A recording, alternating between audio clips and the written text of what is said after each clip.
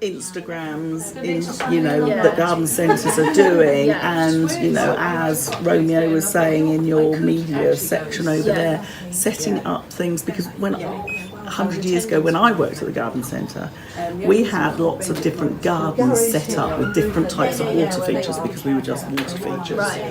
And you would find that people would come in and go, I want that. Not, I want that but different. They would go, I just want everything to make that. Whether it's containers, whether it's growing your own. You need this, this and this. It's like a recipe. They want to be very successful with one thing rather than doing a little bit of everything. People still grow their own sort of fruit and veg and stuff, but do you think it's just...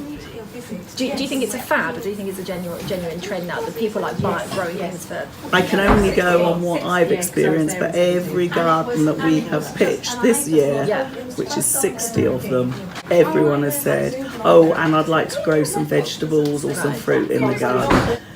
Different from how it used to be, it's I want to be able to grow one or two things that I can use rather than supply my freezer for the winter. It's more entertainment. If people come around, I want to have Vietnamese coriander as well as straight coriander. Mint for your mojitos. Yeah, mint for the mojitos or your pims, comfrey, flowers, They just want those finishing touches rather than, early potatoes en masse that you store. One thing we've seen a lot of is people talking about these sort of like mentally physical benefits of gardening. So for you, obviously gardening's been a huge part of your life. Yeah. How do you perceive that kind of? I can see definitely being, it's not only the physical side, it's mentally you can be doing a job and you can literally turn off because what you're doing is slightly repetitive. You don't have to really think about what you're doing, and your brain wanders, and it might wander and go over what you've been thinking about, whether it's work or whether it's family issues or something like that. But then it will also wander off because something flies by, or the weather, the sunset looks amazing, or the sunrise, it's all those things. And just being outside, because you feel the different weather and seasons, I feel, yes, I can agree with that. There's a huge drive toward trying to get more people out there for, it's less, so what if you get it wrong? Got yourself outside. I've always said the best thing to do is, because you can do loads and loads of homework, you can read up on it, and it's like anything. Read one thing, it says something, and then read something else, because it's people's opinion on how to do it. Okay, overall, we all know that if you don't water a plant in a pot, it's going to die. But it is, at the end of the day, do some homework, but then go out there and actually do it, because you'll learn way quicker than just keep putting it off and just doing a bit more homework and something like that. Okay. Gardening gadgets. Yes. Where are you with gardening gadgets? Yes, some of the gadgets are great. I mean, robot mowers have come on leaps and bounds. Solar powered pumps have come on hugely. You can get the Bluetooth speakers for the garden or wherever. The watering solutions. It has just jumped on so quickly, but then that's like technology. Some of the tools that you can now get that aren't necessarily gadgets, but it's lovely to see that we're going back to some beautiful wooden handled stainless steel tools, which are a joy to use.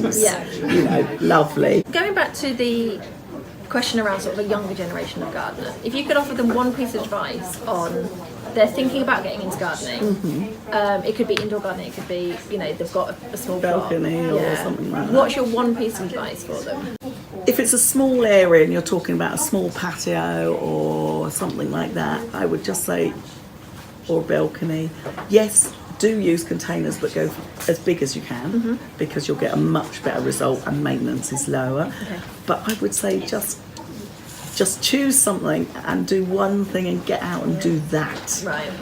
And spend your time on that one thing rather than going, okay, I'm going to grow some vegetables, I'm going to do some topiary, I'm going to do bedding plants, and spread yourself thin, because you'll make a lot more work for yourself and you probably won't put as much effort in. So I'd just say, well, let's say this year I'm going to grow 3 topiary plants, 2 from scratch and one already grown. Okay. And So just keep it simple. Keep it simple Yeah. to start with. Okay, great.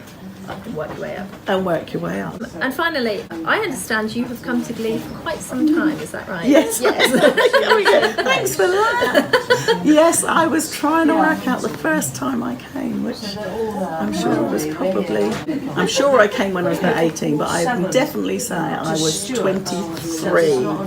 So that's about 10 years. Yeah. About 10 years. Yeah. And Something how like have that. you seen the show change? It has changed a lot. To start off with, it wasn't huge. It was 2 halls, and then it slowly went bigger and bigger and bigger and got up to 6 sort of halls. Yep. Huge areas. I mean, there was one point where it was nearly all garden furniture. Yes. Nearly all. Yes. But now it seems to have been, there's a much broader spectrum of products, and also mixed up in. And sort of people aren't necessarily just doing the one thing.